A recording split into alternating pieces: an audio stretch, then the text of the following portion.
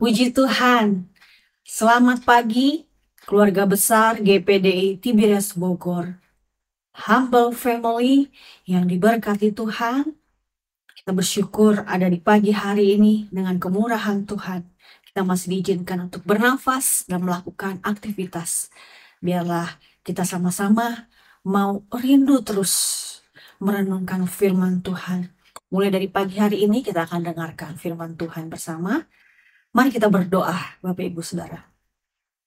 Kami bersyukur buat hari yang Kau berikan. Biarlah kami boleh melihat setiap rencana-rencana-Mu yang indah yang telah Kau rancangkan dalam hidup kami semua.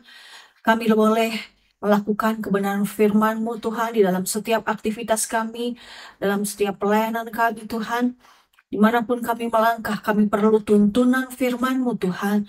Oleh sebab itu, berfirmanlah Tuhan melalui hamba-Mu pada pagi hari ini, sehingga kami dapat mengerti, mengenal Engkau lebih dalam lagi dan kehendak-Mu dalam hidup kami, sehingga hidup kami akan terus tuntun oleh Engkau, dan kami akan diberkati Tuhan. Terima kasih, kami siap dengarkan firman-Mu, dalam nama Yesus, haleluya, amin.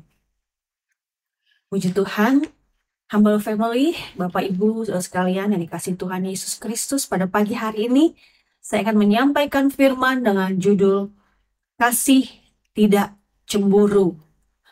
Seperti hari kemarin juga berbicara tentang kasih, pada hari ini juga berbicara tentang kasih. Kita buka dalam ayat pokok kita, seperti hari kemarin 1 Korintus pasalnya yang ke-13, ayatnya yang ke-4.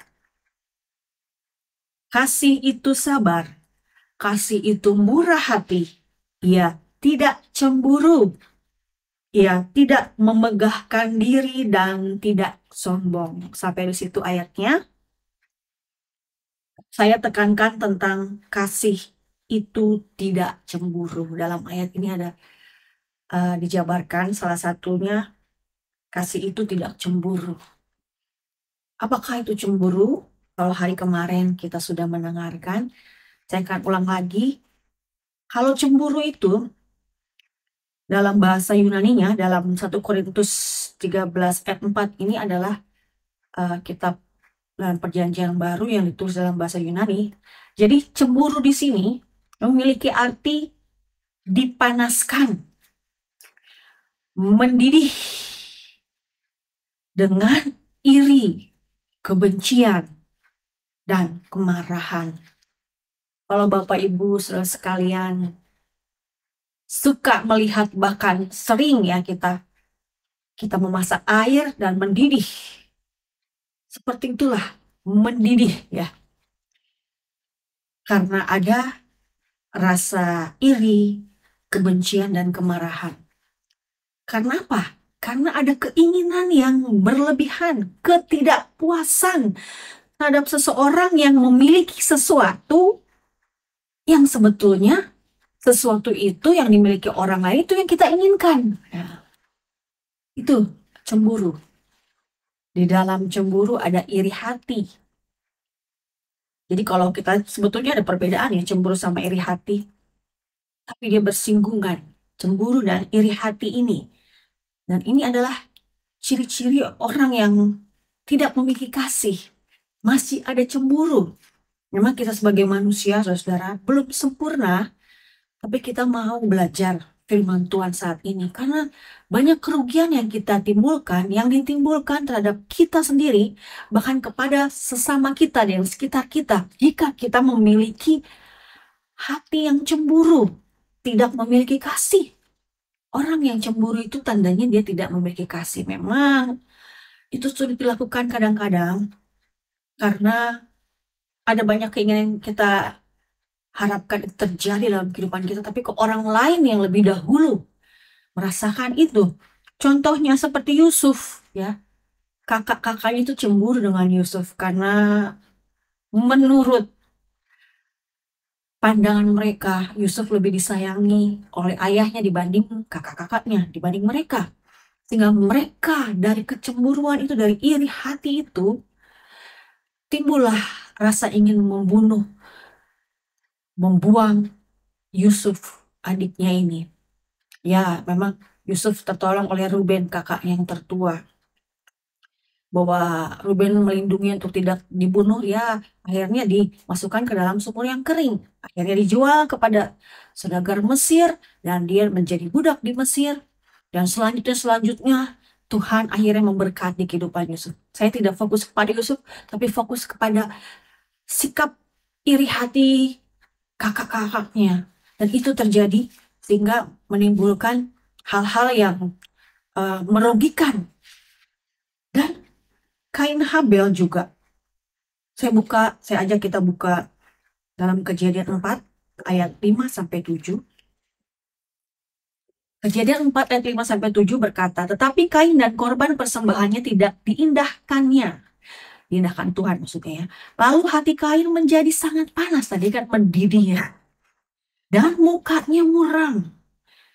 Firman Tuhan kepada Kain, mengapa hatimu panas dan mukamu muram?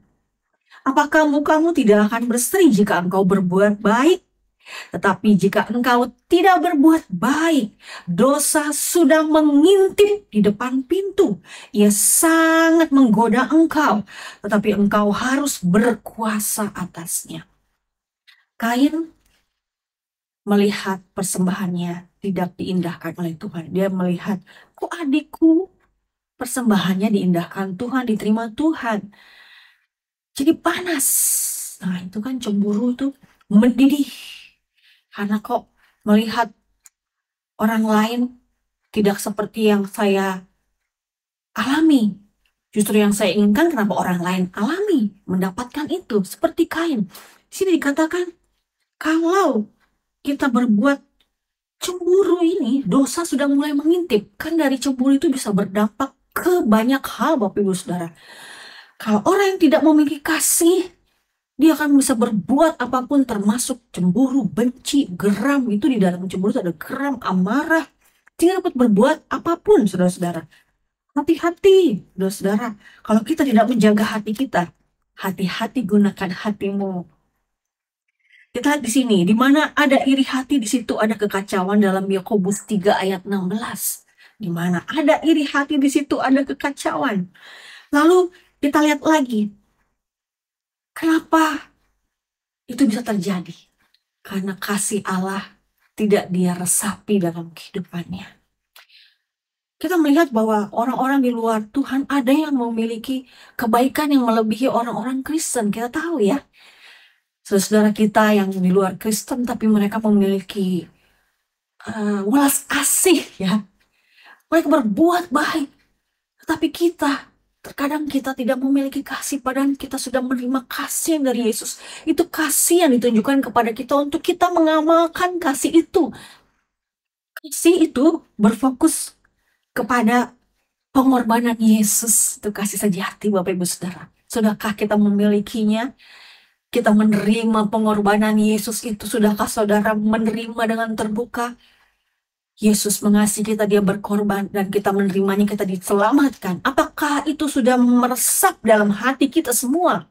Bahwa kasih Allah itu yang melebihi segala-galanya. Ada satu lagu yang Ibu Gembala juga ajak kita menyanyi waktu Ibu Gembala firman Tuhan ya.